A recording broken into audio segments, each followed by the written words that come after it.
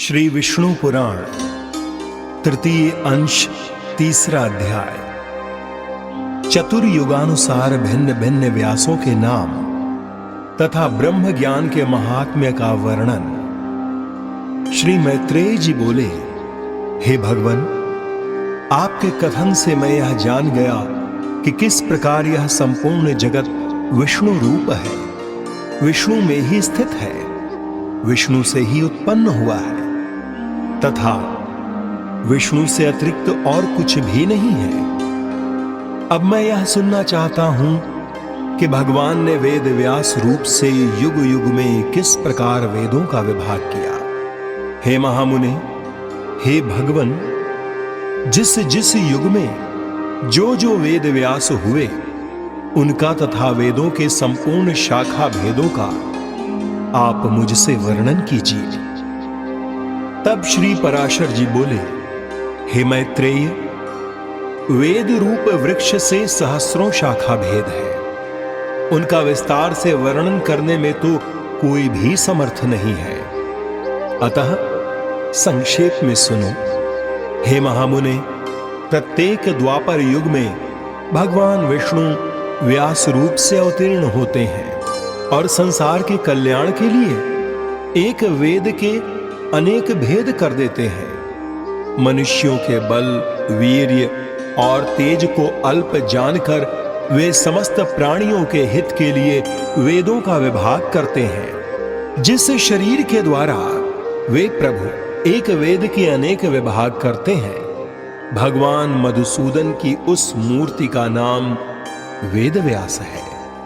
हे मुने, जिस जिस मनवंतर में जो जो व्यास होते हैं और वे जिस जिस प्रकार शाखाओं का विभाग करते हैं, वह मुझसे सुनो। इस वैवस्वत मनवंतर के प्रत्येक द्वापर युग में व्यास महर्षियों ने अब तक पुनः पुनः 28 बार वेदों के विभाग किए हैं। हे साधु श्रेष्ठ, जिन्होंने पुनः पुनः द्वापर युग में वेदों के 4-4 विभाग किए हैं, उन 28 व्यासों का विवरण सुनो।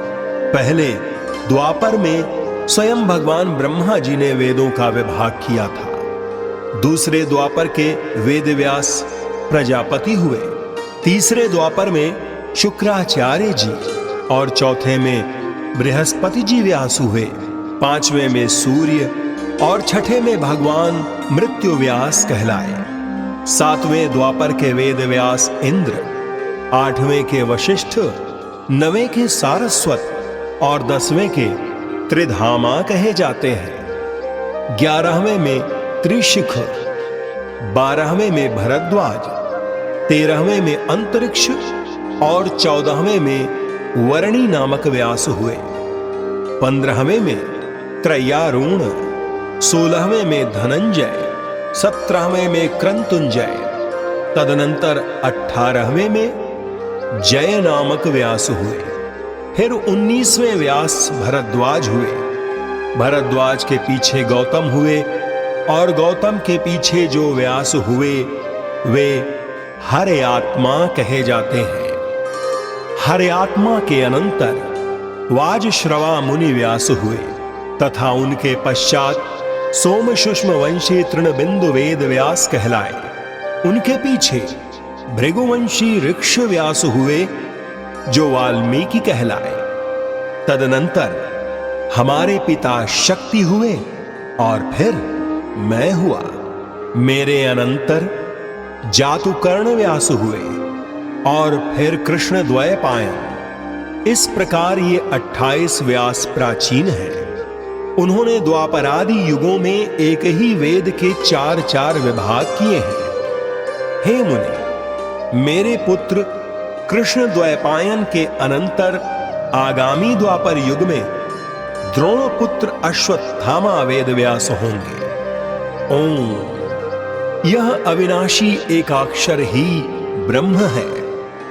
यह बृहत और व्यापक है, इसलिए ब्रह्म कहलाता है। भूरलोक, भुवरलोक और स्वर्गलोक, ये तीनों प्रणव रूप ब्रह्म में ही स्थित हैं तथा प्रणव ही ऋक, यजुः, साम और अथर्व रूप हैं। अतः उस ओंकार रूप ब्रह्म को नमस्कार है, जो संसार की उत्पत्ति और प्रलय का कारण कहलाते हैं तथा महतत्व से भी परम गुह्य है।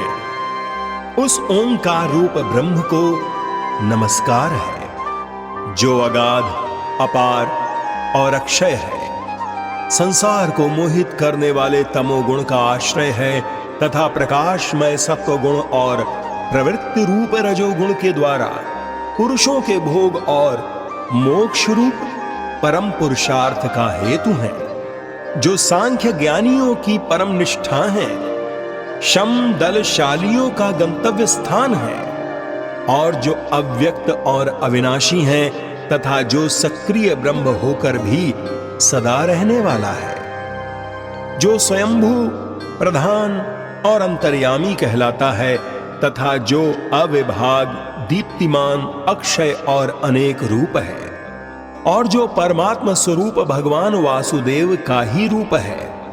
उस ओंकार पर ब्रह्म को सर्वदा बारंबार नमस्कार है। यह ओंकार रूप ब्रह्म अभिन्न होकर भी आकार, उकार और मकार रूप तीनों भेदों वाला है। यह समस्त भेदों में अभिन्न रूप से स्थित है, तथापि भेद बुद्धि से भिन्न भिन्न प्रतीत होता है। वह सर्वात्मा ऋक्मय, साममय और यजुर्मय है तथा ऋग यजुः साम का सार रूप वह ओंकार ही सब शरीरधारियों की आत्मा है। वह वेदमय है, वही ऋग्वेदादि रूप से भिन्न हो जाता है और वही अपने वेद रूप को नाना शाखाओं में विभक्त करते हैं तथा वह असंग भगवान ही समस्त शाखाओं के रचयिता और उनका ज्ञान स्वरूप है। इति श्री विष्णु पुराणे तृतीय अंशे तृतीयो अध्यायः।